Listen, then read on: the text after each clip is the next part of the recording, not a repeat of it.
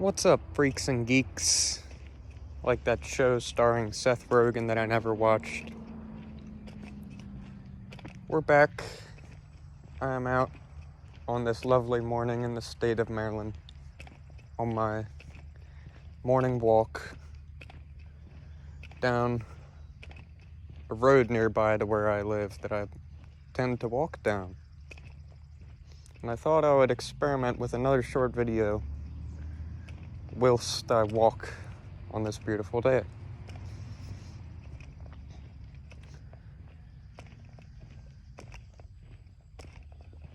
I thought I would talk a little bit about immortality, and I believe I made a video pertaining to this some time ago, maybe a year or so ago. And it is that unverifiable enigma which nevertheless seems to attain to its confirmation in first-hand experiences of some kind, which are had by some people. And I wish I could water that down and make that simpler, but if I had to do so, I guess I would just say that there are moments of feelings of understanding and connection, of seeing properly as though you had just awoken from a dream and you weren't quite seeing things properly beforehand, and then all of a sudden you seem to see the truth, as it were.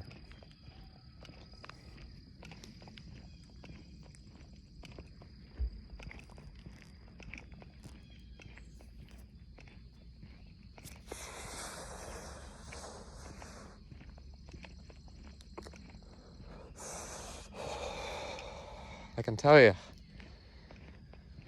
I have a lot of such moments during these walks that I go on sometimes in the morning. I'll just pan my camera around. It is just nothing particularly special as a location or place, just a back road, any ordinary back road you could find in basically all of the states. And it's one of several places that I walk, but it's the nearest to where I live, the most accessible.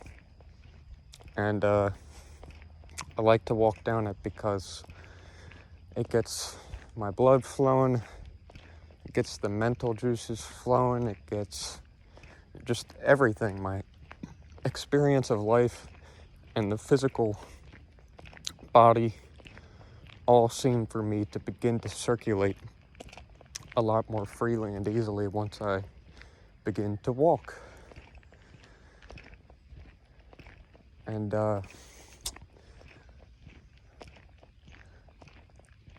I'm very young, and yet there have already been some very, very dark times of my life, and through them all I have walked down this road, and I have gotten in this way to see myself change over the years, how I experience life, how I see it, read into it, interpret it. There's a Greek word, philologia, which translates in English, love of learning. And there are certain words and certain phrases that strike me as having more or less bottomless meaning or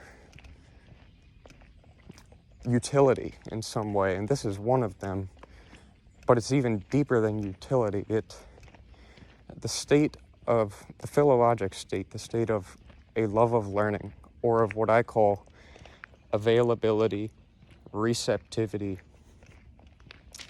perfect allowance. These are all sorts of terms that I poetically came up with after having read some phenomenological literature, which, if you guys don't know anything about it, it is kind of, it's a philosophy, but that's the wrong word for it. It's totally prior to that. It's not any doctrinal or conceptual thing, but it is a methodology to bring you into contact with immediate, unperturbed experience as it occurs and occasions itself in your consciousness perfectly naturally. And so you could say it's a art of seeing or a science of seeing. It's trying to see things for what they are, as they happen, exactly as they happen, as crystally as possible. And I've done some thinking on this, and when there's a method called epoche, created by Edmund Husserl, the founder of phenomenology.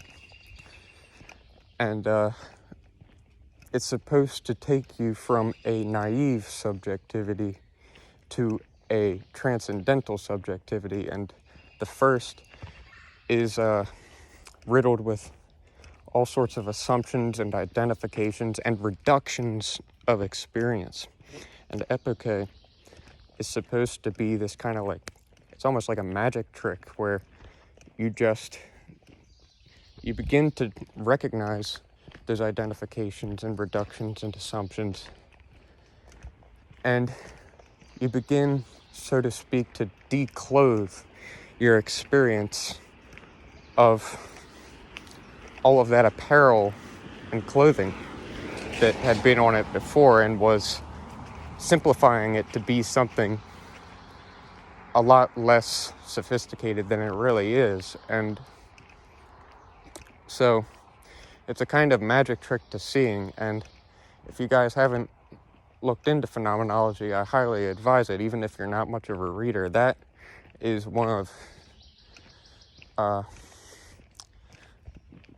the very few avenues of study that I would just recommend to anybody, because there's so much therapeutic potential in it that I see. But anyway, back to immortality, because I just went on a little other rant there. When I take these walks in the morning,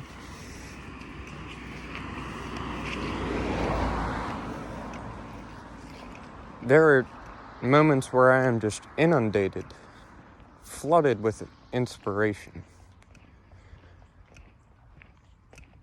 And I have moments where I totally see why there is any speak at all of immortality, of an afterlife, a continuation.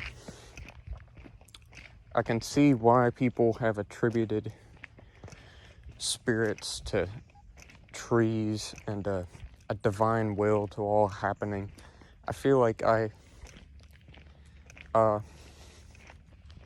pierce into whatever that mystery is of the way that we perceive the world.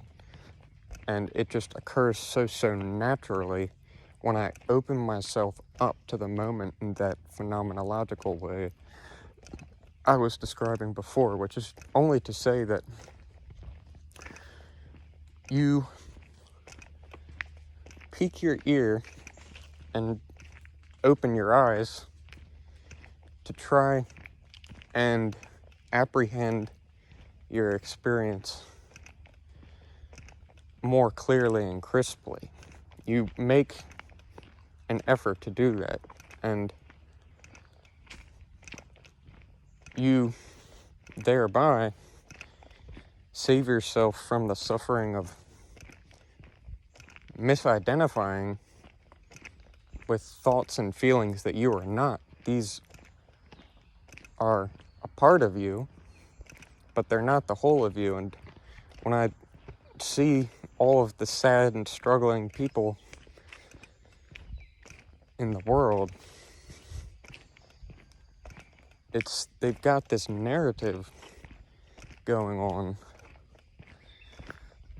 about themselves, and they're boxed into it. And if they could just, as Alan Watts says, lose their minds and come to their senses, then maybe reality as it truly is would begin to open itself up to them, and that narrative would just at last be seen as petty and unnecessary, perfectly needless, and that there is a genuine and true way to engage with reality, this world, this life. When you, once again, as the child, open yourself up to it, approach it as something new and unprecedented, and to be studied. And for Carl Jung has this one quote that the scientist, in as much as he is a scientist, is always struck by the individuality of all facts. And one might say that each moment harbors its own new and fresh facts that are unprecedented, have had no exact same occurrence as itself, just like it, occur before it in history.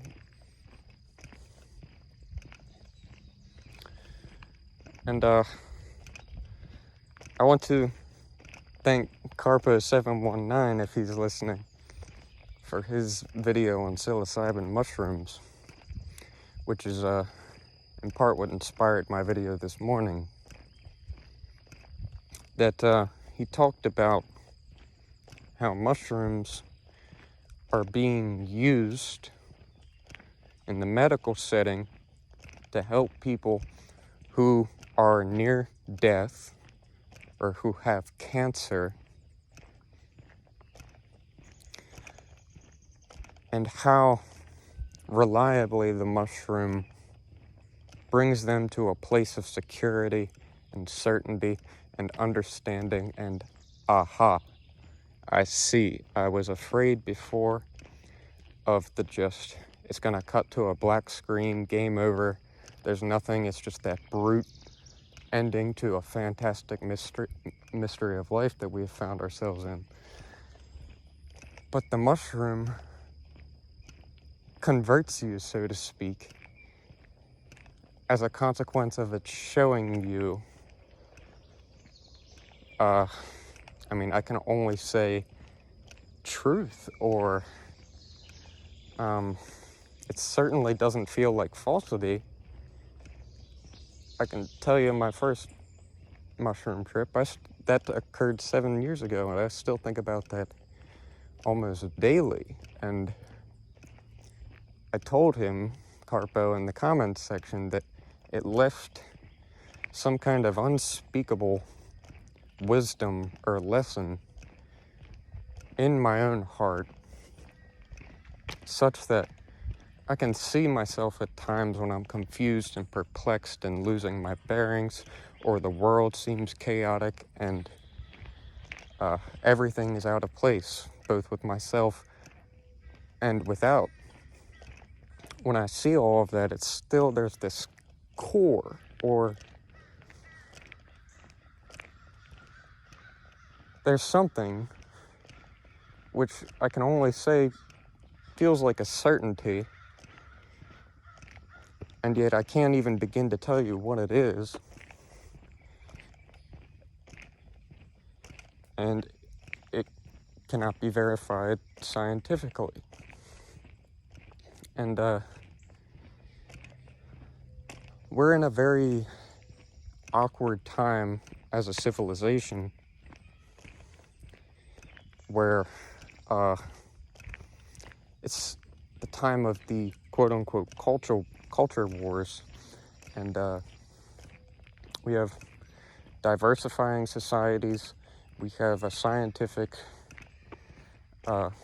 worldview, diversity in science being very characteristic of the modern outlook. And so people are combining from different nations more and more. People are being exposed to one another's religions. And it produces this uncanny feeling of, well, the mere presence of that other religion is invalidating mine, that all of them are mutually exclusive in their truths.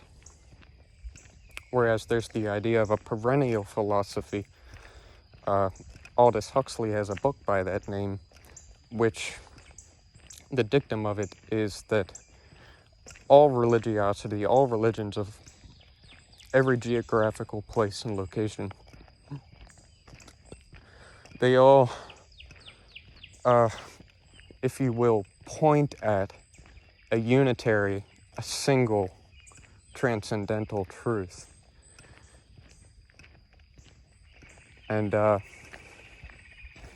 Edward Edinger is a student of Carl Jung, studied him for his books for his whole life. And he said Jung's accomplishment was scientific in that it got at this perennial truth, which is as true for the American as it is for the Mexican, the African, the Jew, the Hindu, the whatever category of person you want to list, is equally the same for everybody.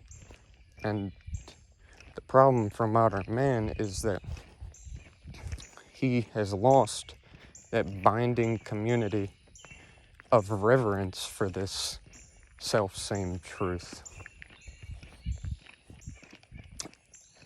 And having lost that community and seen less and less attention to the spiritual and free side of life of man, as Huxley points out in his Brave New World, and as he prophesied would be utterly diminished by a modern society. Having lost that community, we have as individuals to find that singular truth,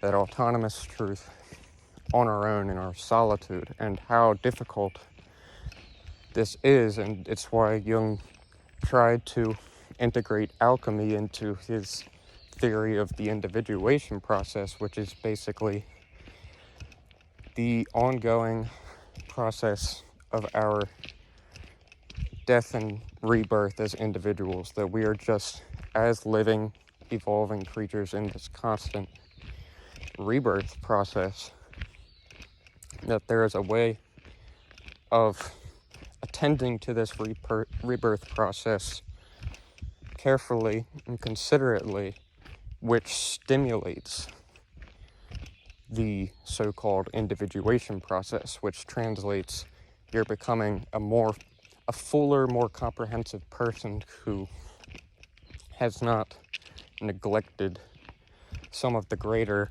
and worse sides of his personality, which linger in the depths, and Jung said could be called by active imagination. Well, I'm not sure what else there is to say here. You can only go so far. All I can say at the moment is that while I am young, and I'm not at that age where it is expected that one be a bit fearful about death, say when you're 70 or 80, heaven forbid 90 or 100, I'm not there yet. But all I can say is that already I have thought so much on this question of immortality, and I always, at the end of it, come away not feeling very scared.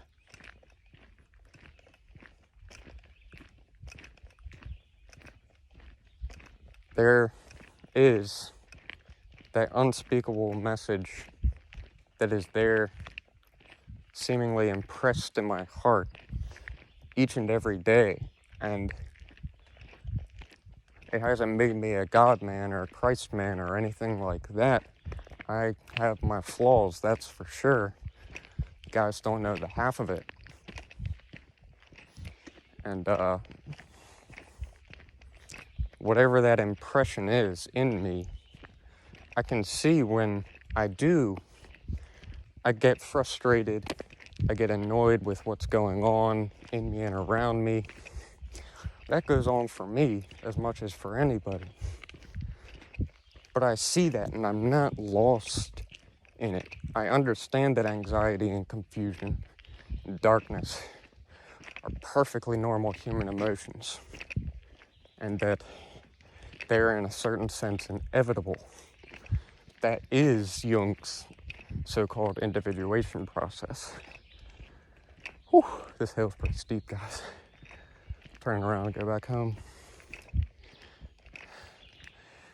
I think one of the most significant insights I ever arrived at was just the recognition that what immediately we take to be unusual, psychotic, pathological emotions in ourselves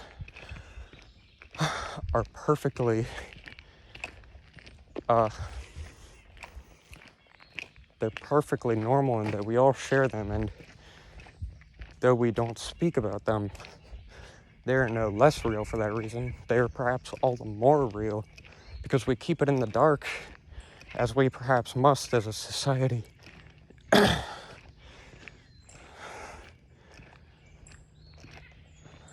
Because if we're worrying about existential problems all the time, one might say we would never get anything done. And I think once in a while, if we just take the time to look around at this world and the world of people and how they just continue on their own so lawfully, so autonomously, it amazes me that every single day the world game keeps going, and that I keep going to bed, I keep going into that blackness or void or whatever that experienceless condition is that I spoke about in another video, and then I come back and there's just this rich profusion of experience. And this is why I don't mean to push phenomenology onto you guys. It's just something, an avenue of reading that intrigued me very much. But what it taught me is that there is not one moment of lived experience which is not over-rich in possible avenues of search. That if you can only look at your experiences properly and address what presents itself to you individually, each individual fact or interpretation or what have you, address all of them as individually as they are. That is, with as much care as they deserve as particular phenomena and happenings. That this is the scientific eye. And moreover, the artistic eye is that the artist and the scientist approach their craft and their immediate experience freshly, as though living for the first time, and for the first time learning, philologically learning, with a love of learning about whatever in life presents itself to them. And I think that we're all equally capable of this, and that we are all capable of returning to this original site, wherewith we can see everything freshly, and what before to us was a bore and was overlooked becomes something absolutely tantalizing and marvelous and worthy of investigation. And I think that it would be great if those who maybe didn't fit in well with their society, are kind of outcast rejects, and are therefore going through this rebirth process all by themselves without any guidance, perhaps without the assistance of the church. If they can arrive at this original site and not get lost in the whirlwind of their dark and confusing emotions, which we all experience, then they can return to this fresh, pure, scientific and artistic eye, which beholds life in all of its beauty and newness. This is something that I actually do with emotions that I'm not very fond of and that make me feel like the victim of some kind of internal torment. I do the transcendental epoche of Husserl, which moves you to the so-called transcendental subject of his phenomenology. And it takes you from the naive immersion in that experience, the gullibility, to the first meanings that present themselves to you and experience without being criticized and analyzed. You disidentify with them. You, as it were, escape their hypnotism, and you behold them purely as happenings, and you doubt their validity as statements, because one might say that certain emotions have their own statement, their own statement attached to it. You get to behold the emotion and its concomitant statement and not be lost in an identification with them and thus be their slave, because this is certainly true for me, and I guess I won't try to speak for anybody else, but I would say most would probably agree with this. It's totally possible to be a slave to emotions, and that it is therefore needful to get beyond them. And phenomenology, as well as psychedelics, as well as meditation, have been ways for me to get beyond entrapment into the emotions. And there's something so freeing about that, because it seems to have actually enriched my emotional experiences, not to be too taken by them and too expectant of them to behave in certain ways, but just to allow them their free circulation and moving as I don't know, cosmic happenings or something, and if you guys haven't learned by now, I think in pretty strange ways, and I think that this is another benefit of the solitary and the social reject, is that if you can get past the blackness and the turmoil and hurt and confusion, you can really start to see and think in your own way, and therefore avail yourself of the possibility of contributing something truly unique to this world and life, which we need people who see these things that can be brought to you, say, in psychedelic experiences, or, as I said, on my walks in the morning. There's this confirmation experience. All is okay, as Carpo said. All is okay. And there's just a moment which says that so properly. And there's no forgetting it. That's just always there for me. And I don't doubt that I'll see some devastating things happen in the world in the future. But I'm quite confident that that sense of all is okay, and that I don't really have anything to fear, and in particular about death, where I go when I die. No need for any of that.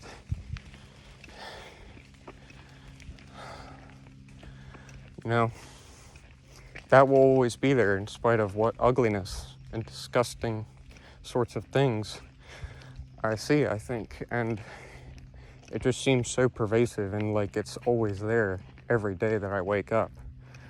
And so I think I'm gonna end it here. Thanks for tuning in, guys.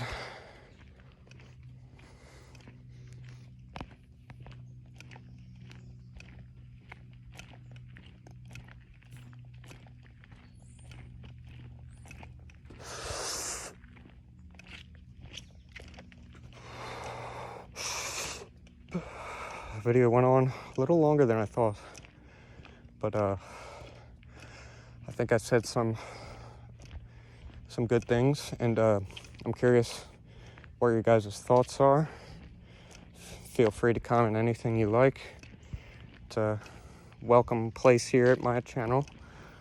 No meanness, and let's get along and let's try to stimulate some discussion and not fall prey to the sort of thinking and seeing that seems to bring many people down. So I'm gonna go. Thanks, guys.